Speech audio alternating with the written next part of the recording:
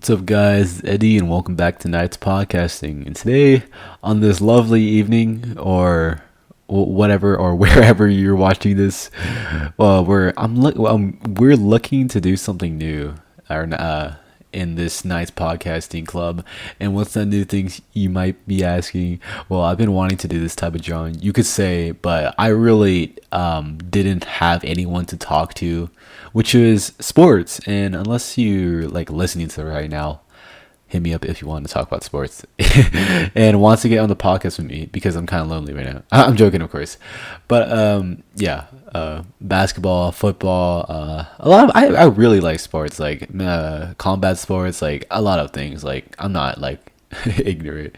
Soccer, a little bit of baseball. Go Padres. And yeah, that's enough chatting. Today I'm going to be covering basketball, specifically in the NBA. Where else?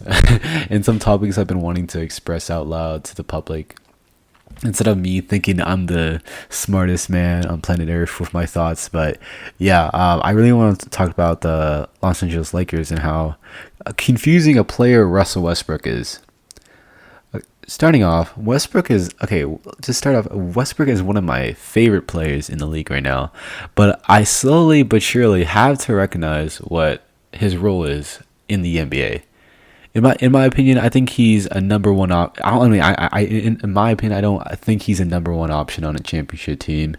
But that's not necessarily a bad thing, considering you got a lot of players who are like number two or even number three options that are legends to one another. Examples such as Dwayne Wade next to LeBron on the Miami Heat, which allowed them to win back-to-back rings. Scottie next to Jordan, which allowed them to go 6 for 6, and even Drew Holiday, who is a third option but was crucial for the Bucks, made some big-time plays, a stop, and I believe made some clutch 3-point shots. And yeah, and it led to the Bucks winning the last year NBA championship, coming down 0-2. Man, it's impressive. All this to say, Westbrook has always had to be the number one ball dominant player on the court to be at his very best. There has been many ball dominant players that are great. However, they've been able to adjust their game with other superstars because they obviously can't win by themselves, right? And does that ring a bell? Yes, I'm talking about James Edward Harden Jr. Yes, I said his full name. James Edward Harden Jr. for 4 straight seasons has had a PER that ranks player efficiency rating that ranks top 5 in the entire league. We all know this though.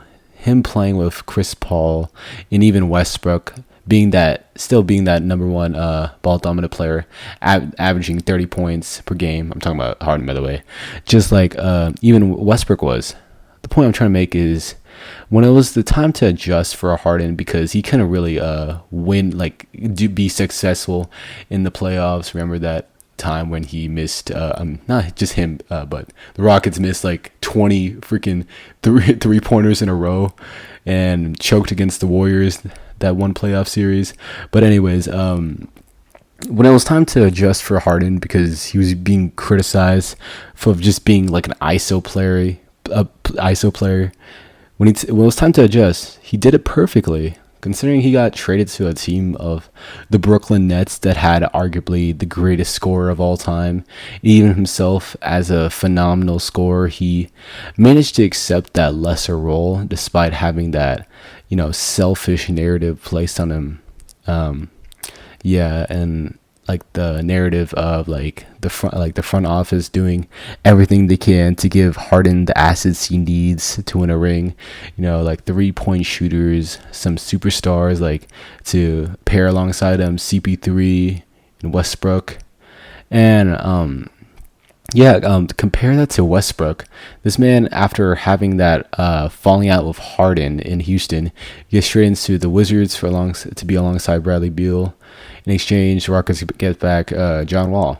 But oh boy, was that a mess. But don't get me wrong, I've seen him going crazy near the end of that 2020 season, putting up triple doubles. In fact, like that was the only reason why the Wizards even make the playoffs is because of Westbrook. Like they were trash in the beginning of the season.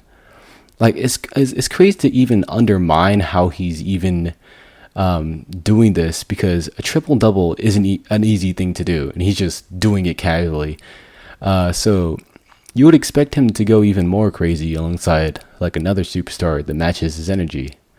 Well, if it didn't work in Houston, well, the answer is probably going to be no, and it is no. Westbrook playing alongside Beal, he didn't even Westbrook didn't even have a top five, wasn't even top five in PR, in which in previous years he was like at least top 10, top five in that category. Shortly after Westbrook led the Wizards to the playoffs, he got gentleman swept by Philadelphia, and he gets traded to the Lakers. I didn't really know what to expect when he went there, but I saw a lot of but what I did see was a lot of negatives more than positives. First of all, LeBron, Ramon James being that he's gonna be that general that tells you what your role is, and that's gonna be detrimental to even any player, superstar or role player or not. And Westbrook was brought in to help LeBron, considering he's getting much older. He's 37, even though he was like probably like 35 or 36. No, he's like 36, but people like to call him like 50 years old. Hey, that the people is that's me. I'm people.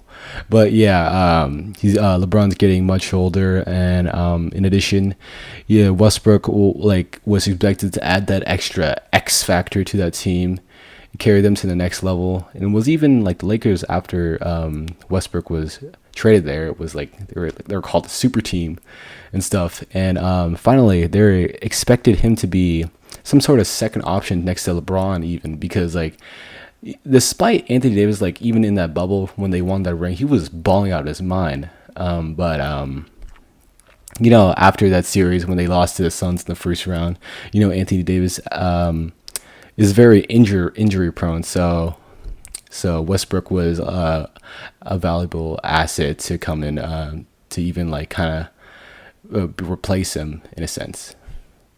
So Westbrook comes to the Lakers, and many troubling signs of him not fitting in has come to light. His player efficiency is at an all-time low, and he isn't even in the top 100s, which is pretty alarming, I would say. But he has had some spurts of him going off, especially when LeBron and AD weren't on the floor. But when he's on the floor with LeBron, he's statistically making the team worse. And at this point, I just sound like the biggest hater of all time. But I gotta remind you guys, he's one of my favorite players in the league, and I'm not just going to pile the blame on him, because that's just ridiculous. And Lakers have a lot more, I would say, flaws than just like that. Isn't just like all on Westbrook. Like the Lakers defense as a whole is atrocious, and the floor spacing is a key thing to attribute to that.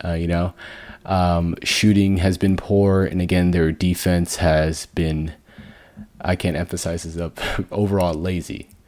Also, I wanted to add another thing. I have not brought up his triple doubles as a way to discredit him. Like, oh, this guy's stat padding. Oh, he cares about the box score and not winning, because that isn't true at all. The team he plays on, when the team he plays on wins more when he has a triple double. And at the same time, though, a triple double isn't just a walk in the park. It's not an easy thing to obtain. Yeah, final point being, though, I feel like Westbrook's role on the Los Angeles Lakers is not really convenient for him or the team as a whole, considering how he fits up with other stars. But man, I really do. I hope he proves me wrong, because he's a phenomenal basketball player. He's one of my favorites, and yeah, but it's not really looking good for him or the Lakers right now. But you don't never know, man. LeBron's gonna carry them. But yeah, I really do. He proves me wrong. This is Nights Podcasting, and I'm the host, Eddie, and I'll see you guys next time. See you guys.